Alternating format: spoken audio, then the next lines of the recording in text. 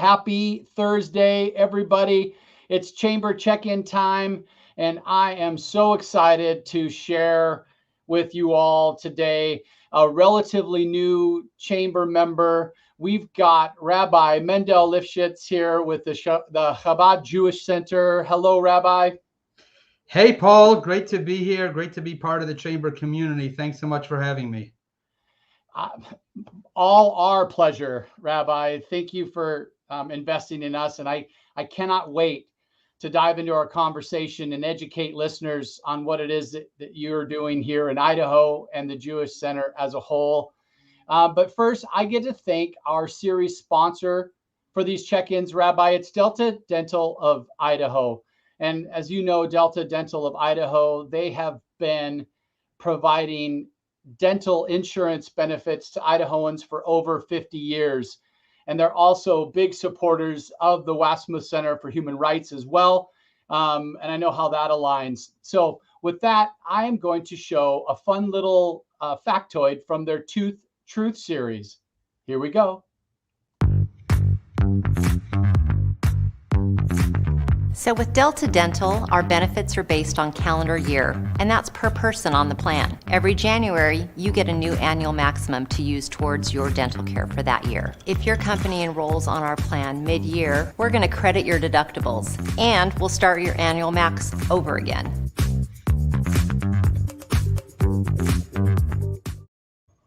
Thank you, Delta Dental. All right, Rabbi. Hey, let's kick this off. I am so excited to learn more.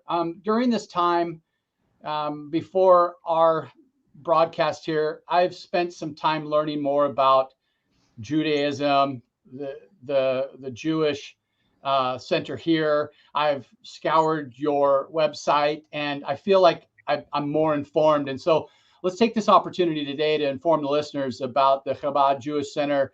And let's first start off with, hey, I understand that there are Chabad rabbis all over the world, right? How did you end up in Idaho? Okay, great question. You know, if you look at the picture behind me, that photograph is from our annual conference of Chabad rabbis from around the world. And in fact, that's from 2015. It's grown since then. I last attended it in November, very recently. And remarkably, it was actually virtual the time before that. So this time we finally did it in person again. And remarkably, we had such a big event that there was no venue in Manhattan that could host a sit-down dinner for us. We had to go to the Expo Center in New Jersey. So that's the breadth of our organization. The Chabad movement is in over 100 countries. And in over 5,000 centers around the globe. And when I got married to my wonderful wife, Esther, we were living in New York for a little bit. I had previously been a rabbi in Miami, working in a big congregation there. And Esther was living in New York, so we moved up to New York, and we looked at each other and we said, you know, rabbis are a dime a dozen in Miami. We need to go somewhere where they need us. And so we went to Chabad headquarters, and we signed up for a posting. And I turned to Esther and I said, you know, they offered us Idaho. What do you think about that? And Esther, who grew up in South Africa, says to me, where's Idaho? So I said, you know, the potato place. And they're like, no. She's like, no, I never heard of that. I mean, so she didn't grow up in this country. So anyway, we came out here for a quick visit. And we loved it. Chabad, the headquarters of our movement in New York, had been sending young rabbis out here for over 4 decades for short visits, and decided it was time to open up a permanent Chabad Jewish Center in Boise. We happily signed on. And let me tell you, I've lived in many continents, traveled the world, and there's no place I'd rather call home for our mission here to bring goodness and light to the community than Boise, Idaho. We just absolutely love it here. That's one of the things that kind of shown up to me reading more about the Jewish Center was the principles of the Chabad Jewish Center was all about love, caring, and kindness.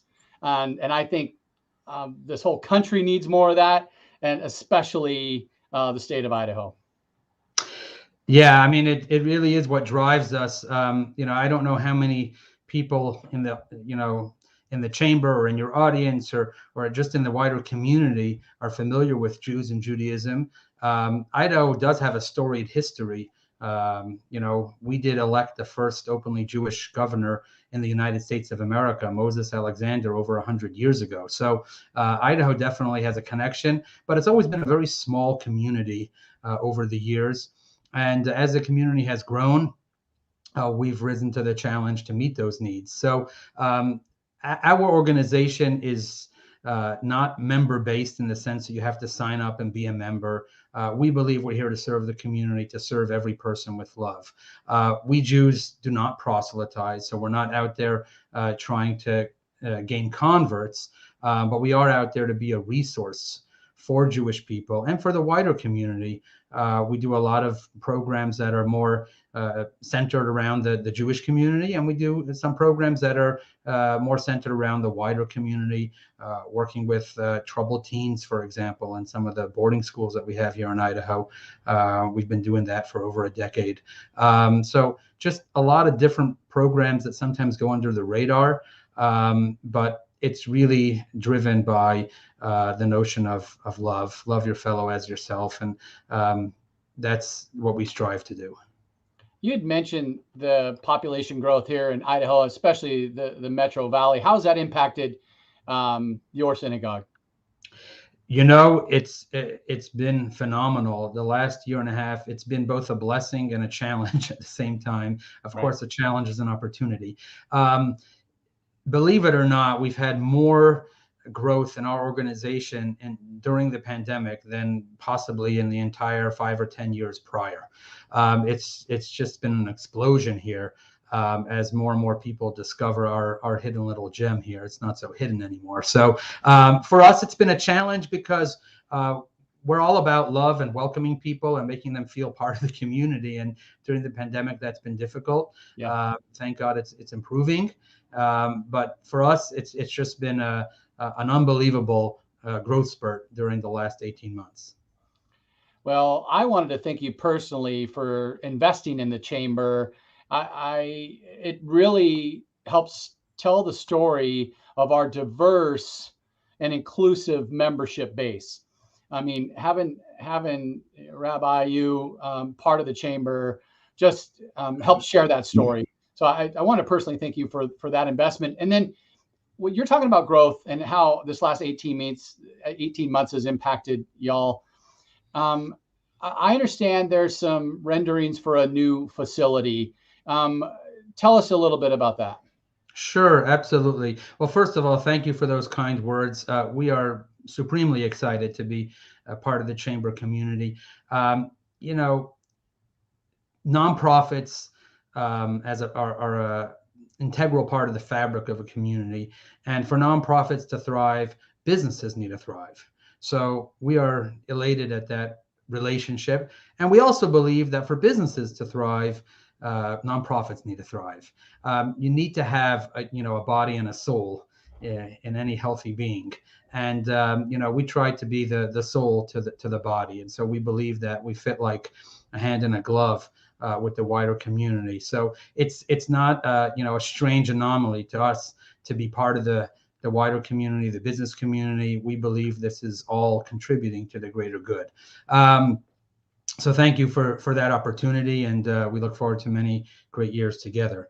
Like I said, we are going through this great, tremendous growth spurt, and even though we just settled into a new home right before the pandemic, we're already at a situation where we need to expand, and so we're embarking on a multi-phased expansion project. We're going to add to our existing roughly 10,000 square foot facility. We're going to add a mikveh, which is a very interesting development because this is a Jewish ritual bath. And this will be the first of its kind in the entire state of Idaho. So this will be a big milestone for the Jewish community. Currently, the nearest ritual bath for Jewish rituals is in Salt Lake City. So that's quite a ways away. So that's exciting. A big commercial kosher kitchen will be able to host bigger events at our facility, and some other upgrades for the youth, playground, and all types of exciting developments. Our permits are in at the city, and we're just hoping to break ground in the coming months. So really exciting, and we're partnering with some wonderful people in the business community. So really looking forward to those developments. Well, when you are ready, we would love to bring the ribbon and scissors for the ceremonial opening. That'd be awesome. Absolutely. Okay, you talked about the mikvah, and there's other programs and services that your center provides. And I would love for you just to maybe just give us, 3 to 5 different things of programming that that you guys offer. Sure. Well, a lot of people ask us, are you a synagogue? And my response is that too. So we call ourselves the Chabad Jewish Center because our goal is to remove the barriers between people, and especially for members of the Jewish community who sometimes, for better or for worse, feel somewhat outnumbered here in Idaho. We want them to feel like they have a home. And so, frankly, we offer all types of services, some of them humanitarian, some of them religious, some of them social, youth-oriented, intervention, counseling, all different types of programs. And, our philosophy is, hey, whatever floats your boat. If you want the matzo ball soup, come for the matzo ball soup. If you're coming for prayers, come pray. If you want to study, if you want to just hang out with, other people and eat good food, everybody's welcome. And that's why we don't charge membership. We basically want this to be an opportunity for as many people as possible to participate at whatever level they're comfortable with. That's frankly what it is. So yeah, we have a women's circle where the women get together for different programs and fun events. Obviously, we do big holiday events. We just did our annual Hanukkah celebration at the Idaho State Capitol. We had, the governor there. We had Mayor McLean there. We had a whole host of dignitaries, Chief of Police and the Chief Justice of the Supreme Court, as well as, regular everyday folks. And that's really what it's about. It's about bringing everyone together. It's about bringing all segments of the community. One of the great things, I have to tell you, I've lived in many places. One of the great things about living in Boise and in Idaho is the way that the community comes together. And, I grew up and I've lived in places where there's a lot of social and economic segregation. And, there's this status and that status. And what's beautiful about Boise is the way just all different types of people are together. And, your next door neighbor can be both as different and as similar as can be. And that's just so beautiful. It just lends to the beautiful tapestry of the community that we live in. I'm glad you said that, because access to business owners and leaders and elected officials, I would say, are unparalleled here. No. Yeah, it's great.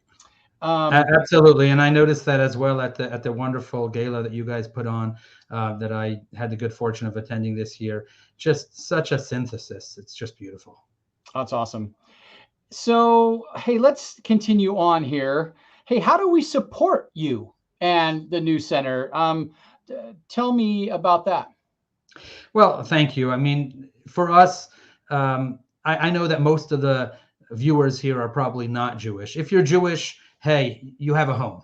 Come, there's, I might look like this very observant Orthodox rabbi, scary guy with the beard type of thing. But first of all, I challenge you, come get to know me. But aside from that, our community really is a wide array of individuals. Frankly, my family, we are Hasidic Jews, but we are the only Hasidic family in all of Idaho. So our mission is not to make everybody into Hasidic Jews. Our mission is to share the warmth, the beauty, the light, the love with others. And so everybody's got a place at the table. And so we welcome all types of Jews from all backgrounds. Please, don't hide, be proud of who you are, and come participate.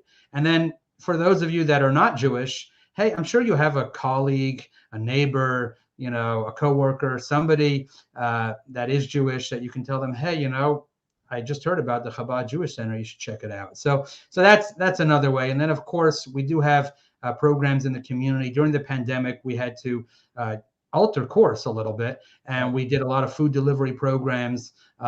We did programs to support our frontline workers, our nurses, and individuals in healthcare and things like that. So there's a lot of different programs that you can get involved in community-wide programs. If you're not Jewish, those are ways to support. And our website has a plethora of information. And if you're curious, hey, just give a check. And if you want to give a shout out, give a shout out. That's also important. Okay, cool. Well, you'd mentioned your website. Here it is scrolling on the bottom of the screen. You and I have met a few times, and we've had some great discussions. And one of the things that I was so excited to learn is when I started looking at your website, I came across the top 10 reasons to avoid the Jewish Center. And I wanted to read a couple of these. Your children may not want to go home. You might actually like the guy with the beard and the hat. You won't be able to stop humming the tunes. You're not into this whole joy thing. And then I like, you'll end up making lame excuses to go back. You'll find that most of the people are just like you. There goes the diet. And it's hard to shake that sense of fulfillment and meaning. And you may catch a bout of mitzvah-titis. I love that stuff, Rabbi. Well, we're about bringing people together and making it fun.